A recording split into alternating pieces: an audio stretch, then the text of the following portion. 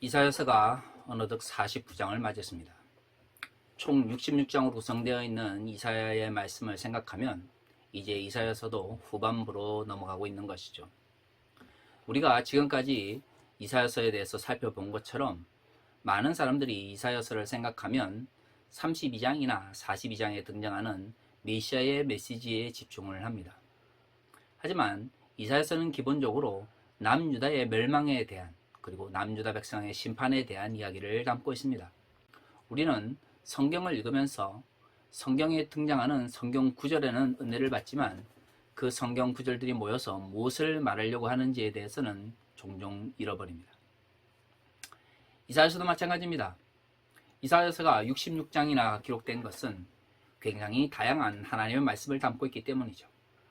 하지만 기본적인 주제는 남유다 백성들이 왜 하나님의 심판을 받게 될 것이고 또한 하나님의 심판 이후에 하나님께서 자신의 백성을 어떤 식으로 다시 모을 것인가에 대한 이야기를 담고 있습니다. 하나님께서 남유다 백성들을 심판하실 때 가장 중요한 심판의 원인은 하나님께서 그들의 주인, 즉 하나님이 되시는데 그들이 야훼 하나님을 잃어버린 채 다른 주인을 섬겼다라는 것입니다. 그래서 성경에서 반복해서 하나님의 주인 되심을 그리고 하나님의 종으로서 이스라엘을 특히 남유다를 불렀다는 것을 이사야서가 강조하고 있는 것입니다. 오늘의 본문도 그렇습니다.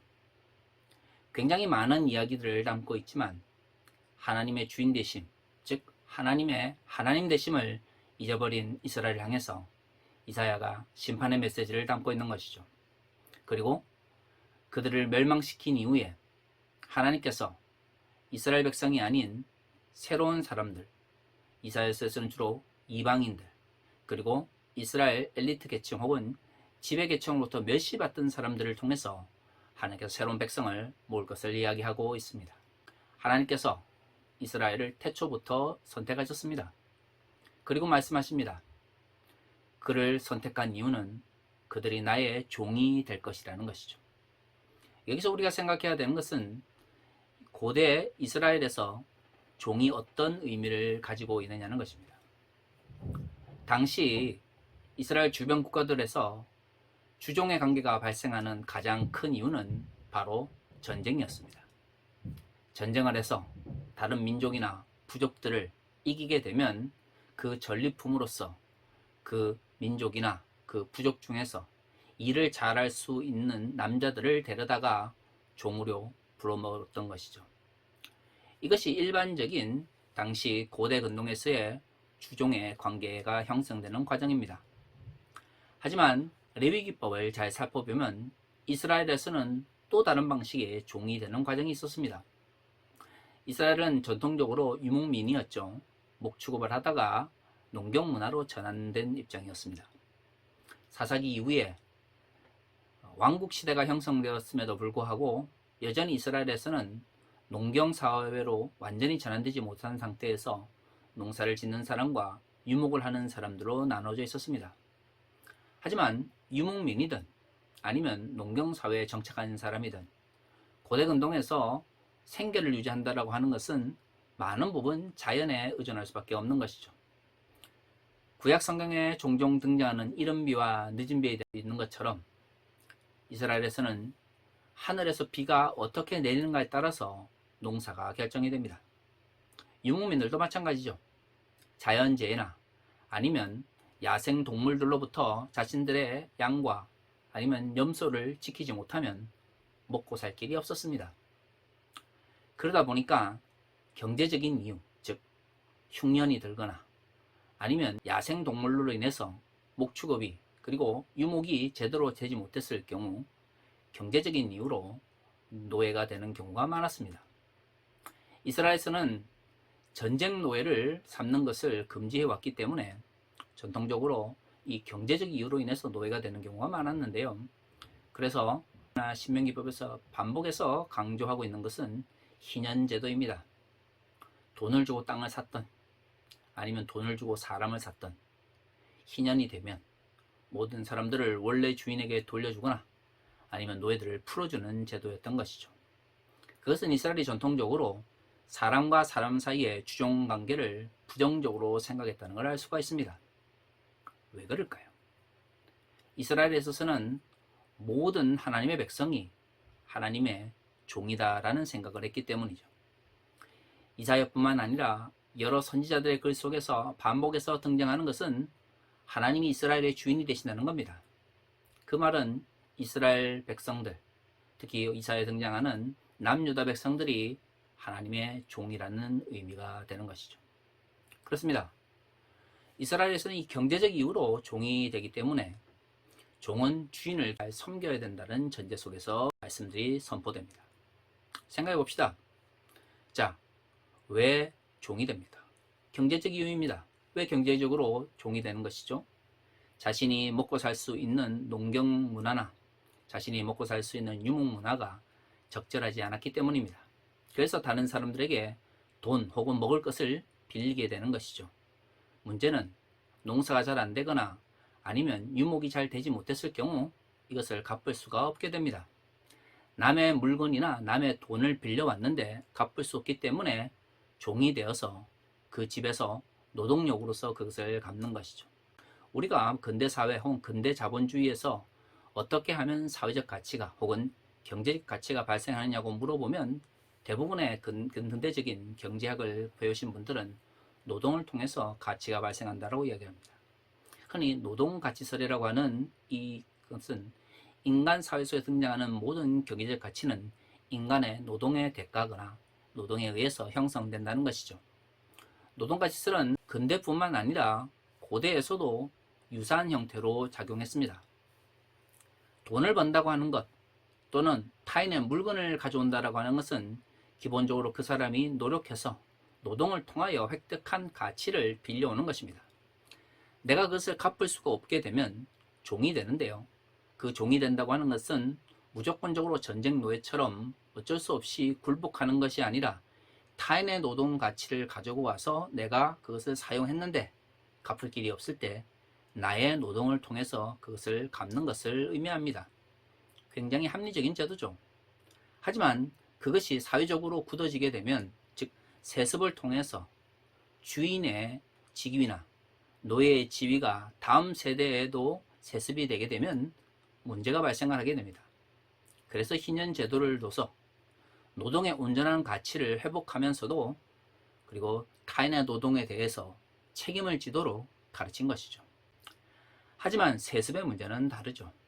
세습을 한다고 하는 것은 내가 일하지 않은 것, 즉 윗세대에서 일을 하고 쌓아둔 것을 내가 노동 없이 물려받는다는 것을 의미합니다. 물론 세습이라고 하는 것은 굉장히 오래된 전통입니다.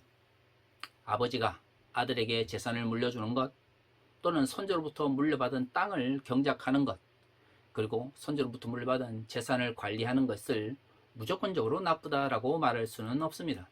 문제는 사유화될 수 없는 것을 사유화했을 때 발생하는 것이죠.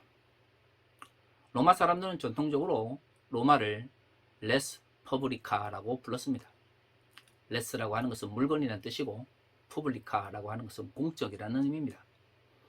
오늘날 영어의 레퍼블릭, 즉 공화국의 원어가 되는 레스 퍼블리카 같은 경우 공적인 것 혹은 공적인 일을 의미합니다. 로마 사람들은 국가를, 도시국가를 모든 사람들이 함께 공유하고 모든 사람들이 함께 참여하며 모든 사람들이 책임을 져야 되는 공적인 것이다 라고 생각을 했습니다. 그래서 카이사르가 레스 퍼블리카에서 임페리움, 즉 제국으로 전한 로마를 전환시키려고 할 때 이를 거부하고 암살을 했던 것이죠. 그렇습니다. 국가라고 하는 것, 사회라고 하는 것은 공적인 것입니다. 그래서 사유화될 수 없는 것이죠. 사유화될 수 없는 것이 사유화가 되면 문제가 발생합니다. 현대에 있어서 독재국가가 왜 문제입니까?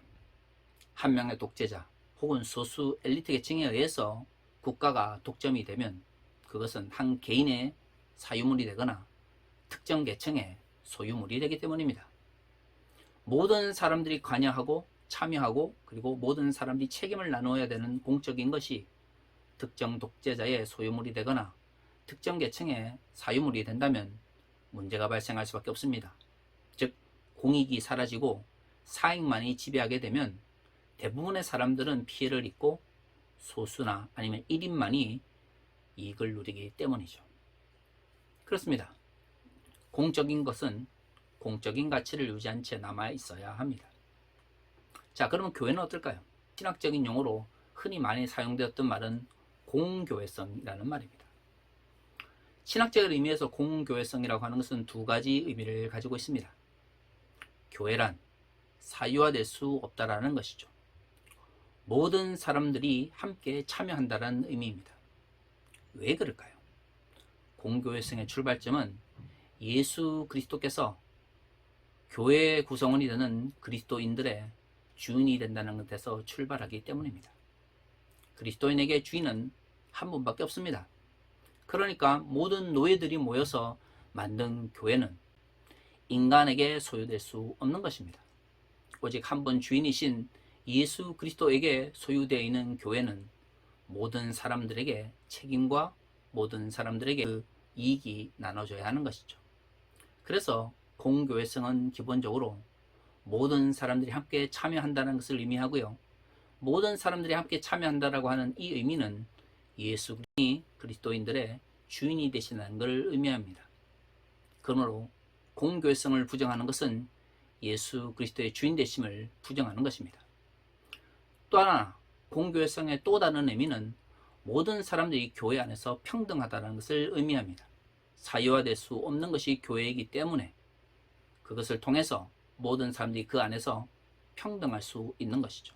그리고 교회의 공교회성은 예수 그리스도를 주라 고백하는 사람들의 신앙에서 출발하는 것이죠. 오늘 성경을 보면 하나님께서 이스라엘을 부르시면서 이야기하십니다. 내가 너희를 이방의 빛으로 삼을 것이다.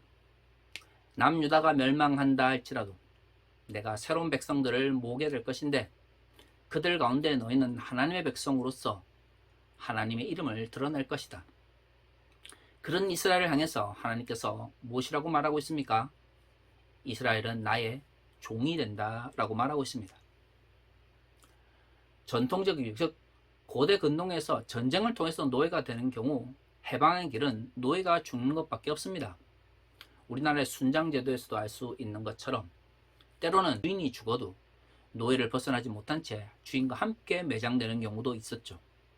그래서 전쟁을 기반으로 노예가 되는 제도 속에서는 해방인이 아니면 자유인이라고 하는 개념이 존재할 수가 없습니다.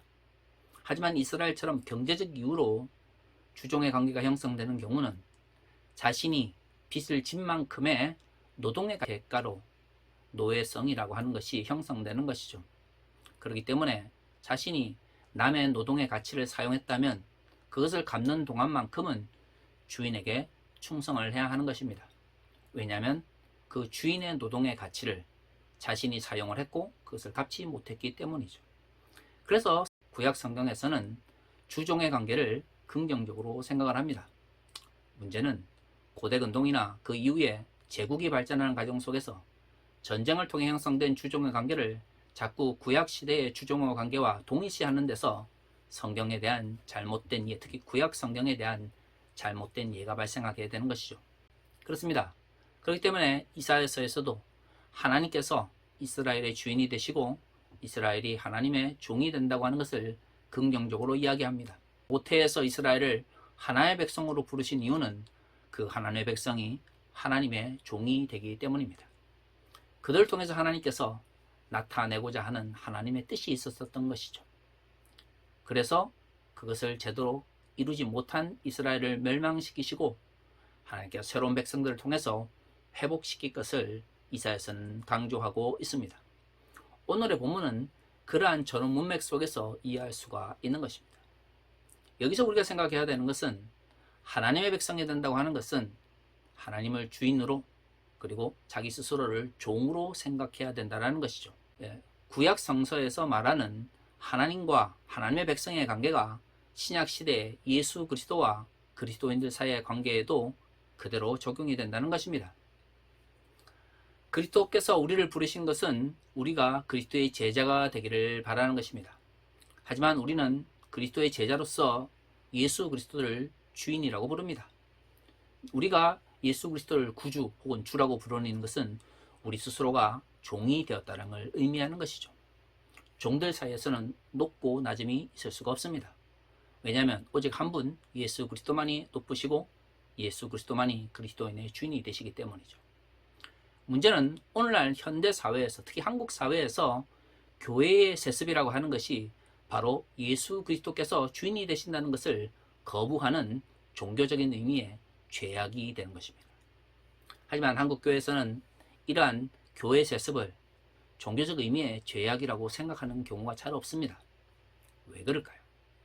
이미 교회라고 하는 공동체가, 즉 공교회성이 파괴되고 특정한 대형 교회들 혹은 초대형 교회들이 그것을 이룬 담임 목사의 소유가 되었기 때문입니다. 교회가 세습된다고 하는 것은 교회가 사유화되었다는 것을 의미합니다. 교회가 사유화되었다고 하는 것은 그 교회의 주인이 더 이상 예수 그리스도가 아니라 담임 목사가 되었다는 걸 의미하는 것이죠. 교회를 세습하고 그것을 자녀들에게, 가족들에게 넘겨준다고 하는 것은 더 이상 교회 공동체를 그리스도의 제자의 공동체가 아니라 담임 목사의 추종자들의 종교 집단으로 전락시키는 행위입니다. 하지만 안타깝게도 21세기 한국 교회에서 교회를 세습하는 모습은 너무나 쉽게 볼 수 있고요. 또한 그것에 동의하는 성도들의 모습도 너무나 쉽게 찾아볼 수가 있습니다. 그들은 하나님을 섬긴다라고 이야기를 하지만 교회의 세습을 방관하면서 담임 목사가 주인이 되는 공동체 속에서 열심히 충성 봉사를 하는 것이죠. 그것은 하나님의 백성도, 그리스도의 제자도, 하나님을 아버지라고 부르는 하나님의 자녀들도 아닌 사교화된 종교 집단의 일원일 뿐입니다. 안타깝게도 한국교회에서, 특히 대형교회에서 세습이 발생하는 이러한 현실 속에서 문제의식이 없는 경우가 많이 있죠. 왜 그럴까요? 담임 목사가 하나님의 자리에 앉았기 때문입니다. 담임 목사가 구주의 자리에 앉아있기 때문에 사람들이 교회를 세습을 해도 큰 문제의식을 느끼지 못하는 것이죠. 하나님께서 태중에 자신의 백성으로 삼기 위해서 이스라엘을 부르셨습니다. 이사야서가 이야기를 하고 있는 것처럼 나는 힘이 없고 나는 연약하며 내가 하는 일마다 모든 어려움을 겪을 수밖에 없지만 그럼에도 불구하고 하나님께서 나를 선택하셔서 하나님의 백성으로 삼으셨습니다. 그래서 내가 의미가 있는 것이죠. 그러한 관계를 향해서 하나님께서 말씀하십니다. 이스라엘은 나의 종이고 나는 그들의 주인이 될 것이다. 건강한 의미의 주종관계, 종교적 의미의 주종관계는 바로 이러한 하나님과 하나님의 백성의 관계를 의미합니다. 그리스도인과 또한 예수 그리스도의 관계도 마찬가지죠. 하지만 교회가 공교회성을 상실한다고 하는 것, 교회가 담임 목사의 사유물이 되고 그것을 자녀들에게 넘겨줄 수 있는 소유물이 된다는 것, 교회가 세습된다고 하는 것은 바로 이 모든 종교적 의미의 하나님과 인간과의 관계, 예수 그리스도와 그리스도의 관계를 파괴하는 것입니다. 목사가 구원자가 되고 하나님이 되었다는 것을 의미하는 것이죠. 그럼에도 불구하고 우리는 교회 세습에 대해서 큰 의미를 두지 않습니다. 담임 목사가 열심히 일해서 교회를 키웠으니 그 자녀가 목사가 되었을 때 그것을 넘겨주는 것은 당연하지 않냐라고 생각하는 것이죠. 이런 생각들은 어디에서 오는 것일까요? 그렇습니다. 한국교회가 기업화되었다는 것이죠.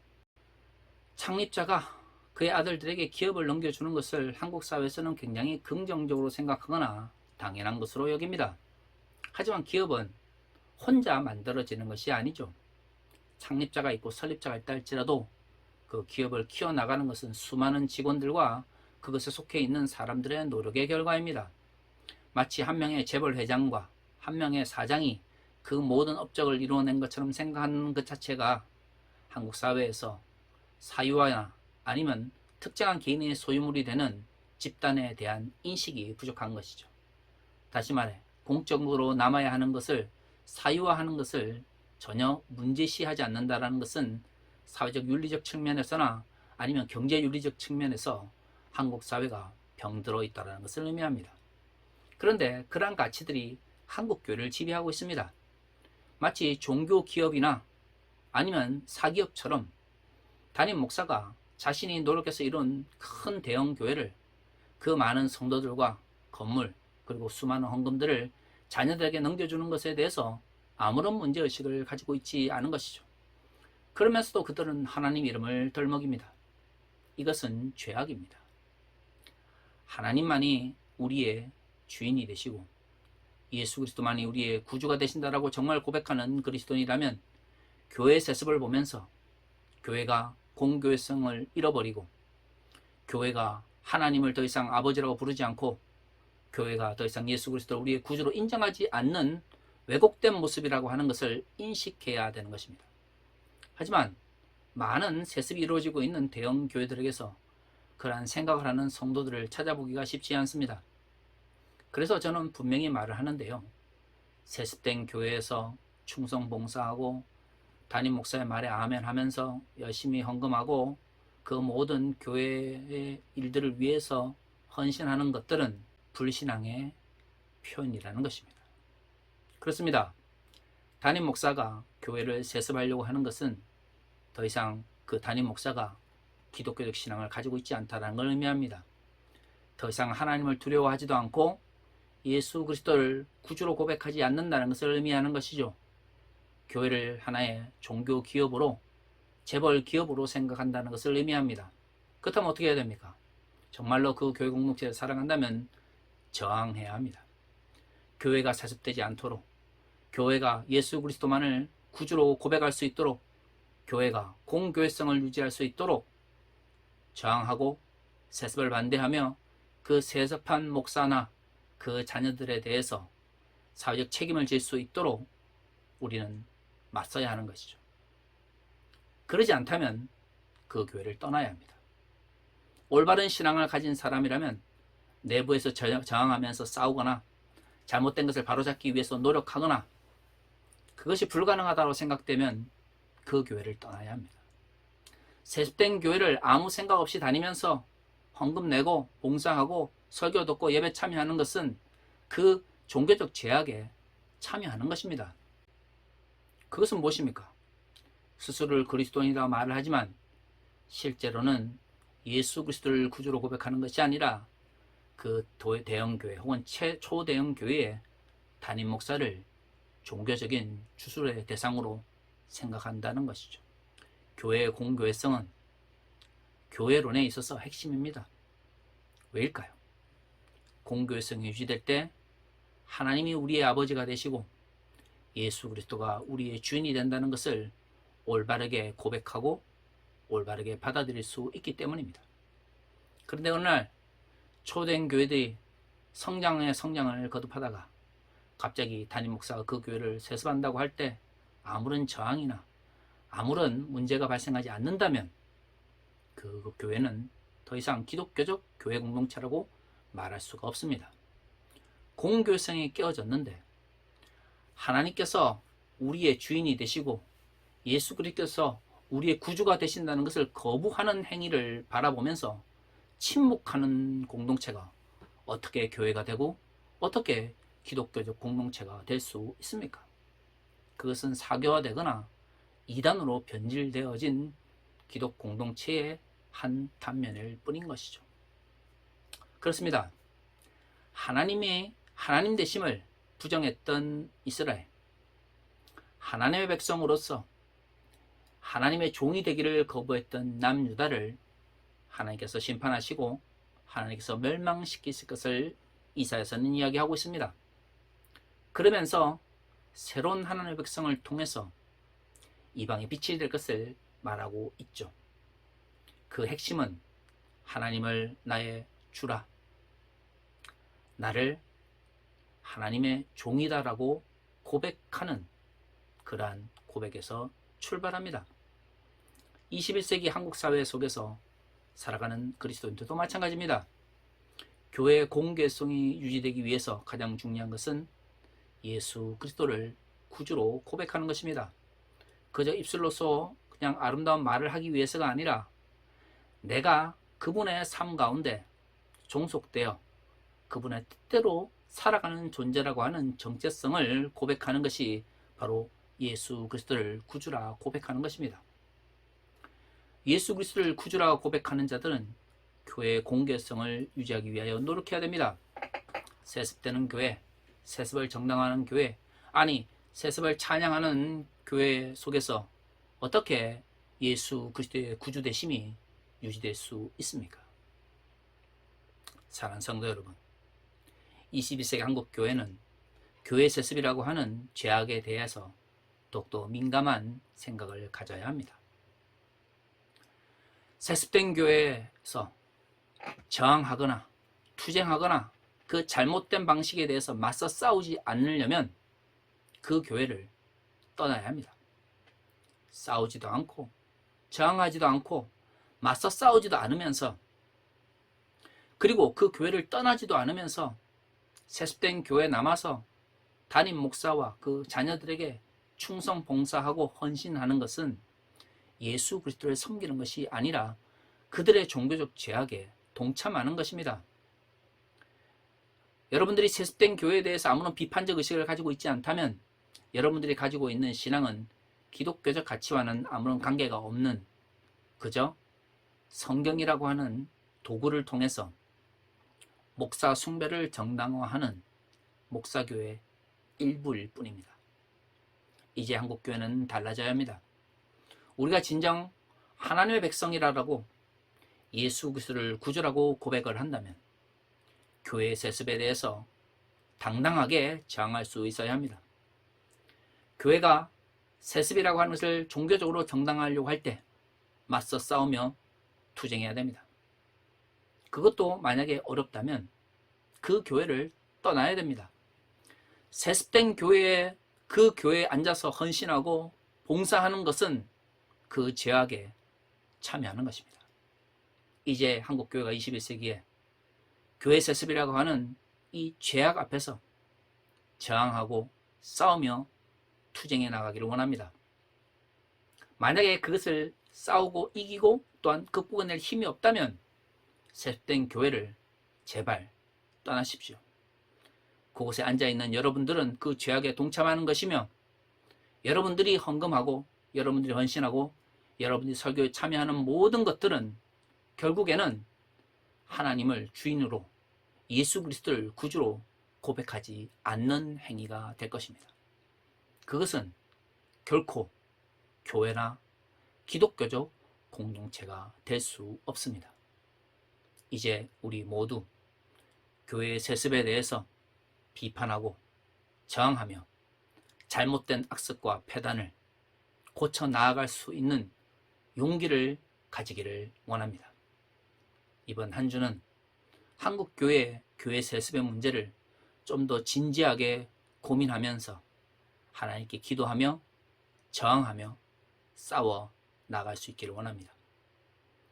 본인 스스로가 그렇게 싸울 수 없는 존재라고 생각을 한다면 세습된 교회를 떠나십시오. 그것이 그들의 죄악에서 벗어나는, 그들이 저지른 종교적 죄악에 참여하지 않는 첫 번째 방법입니다. 다 같이 기도하겠습니다.